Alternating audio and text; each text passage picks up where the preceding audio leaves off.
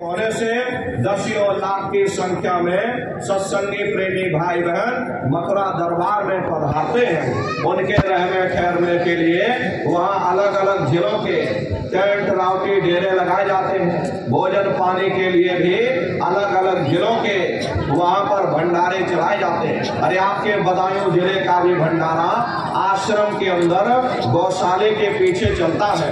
अरे आपके बदायूं जिले के अध्यक्ष ये देखिए उपदेश कुमार है, ये आपके बदायूं जिले के अध्यक्ष है। इनको आप पहचान लीजिएगा।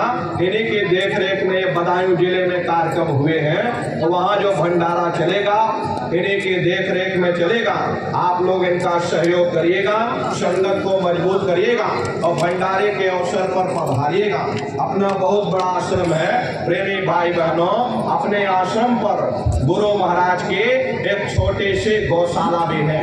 गुरु महाराज के पास में कुल 2 गाय थे। 2 गायों का इतना बड़ा परिवार है कि आज के समय में करीब 3000 गाय हैं और 3000 के ऊपर सांड है। गौशाला अलग है और नंदीशाला अलग है। किसी को बाहर नहीं भेजा जाता, क्योंकि हमारे गुरु महाराज कह करके गए कि बच्चा इनको यहीं रखना, यहीं सेवा पानी करना। अगर बाहर भेज दोगे लोग मार देंगे, काट देंगे। इसीलिए चाहे गाय हो या चाहे बैल हो, हमारे यहाँ किसी को बाहर नहीं भेजा जाता। गायों के लिए अलग से गौशाला है और सांडों के लिए अलग से नंदीशाला है। उसी के बगल में अपना एक बहुत बड़ा विद्यालय है, जिसमें 2500 से 3000 बच्चे निःशुल्क विद्यार्जन करते हैं। कॉपी किताब पढ़ाई लिखाई भोजन पानी बिल्कुल निःशुल्क है। और उसी के बगल में अपना एक बहुत बड़ा अस्पताल है। प्रेमी भाई बहनों, वो गुरु महाराज की कर्म भूमि है और गुरु महाराज की जन्म भूमि, जहाँ पर हमारे गुरु महाराज का जन्म हुआ, जिला इटावा ग्राम खितौरा में है। जैसा भव्य मंदिर मथुरा दरबार में बना हुआ, उसी तरह से भव्य मंदिर गुरु महाराज की जन्मभूमि पर बन करके तैयार हो चुका। वहाँ भी अपना बहुत बड़ा आश्रम है। प्रेमी भाई बहनों, ये जो आप फोटो देख रहे हो, ये गुरु महाराज की जन्मभूमि का ही मंदिर है। और इधर जो ये फोटो लगी है, ये मथुरा दरबार का मंदिर है। तो समय निकाल करके अपने दरबार में आप लोग पधारिएगा और अपने अपने बच्चों को भी साथ में लेकर के आइएगा। हम लोग ये सोचने लगते हैं, अरे बच्चों को क्या करेंगे ले जाकर, ये बच्चे छोटे हैं, अरे इनको घर में रहने दो, इनको पढ़ाई लिखाई करने दो, अभी इनकी पढ़ाई लिखाई की उम्र है। ये सत्संग सुनना और ये भजन पूजा पाठ करना, ये तो हम लोगों का काम है। इन बच्चों को घर पर पढ़ने लिखने दो।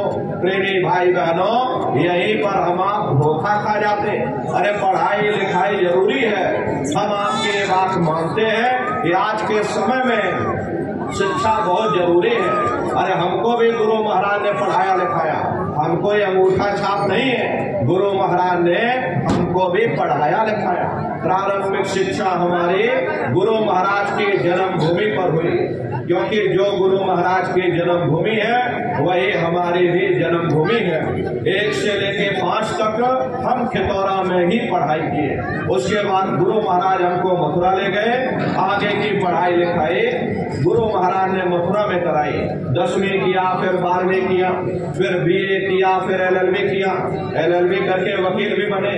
तो कहने का मतलब ये है कि गुरु महाराज ने हमको भी पढ़ाया लिखाया। लेकिन प्रेमी भाई बहनों, पढ़ाई लिखाई के साथ साथ अच्छे संस्कार भी जरूरी है। और संस्कार कोई MA BA की डिग्री करने से नहीं पड़ जाते, संस्कार कोई डिप्लोमा करने से नहीं पड़ जाते।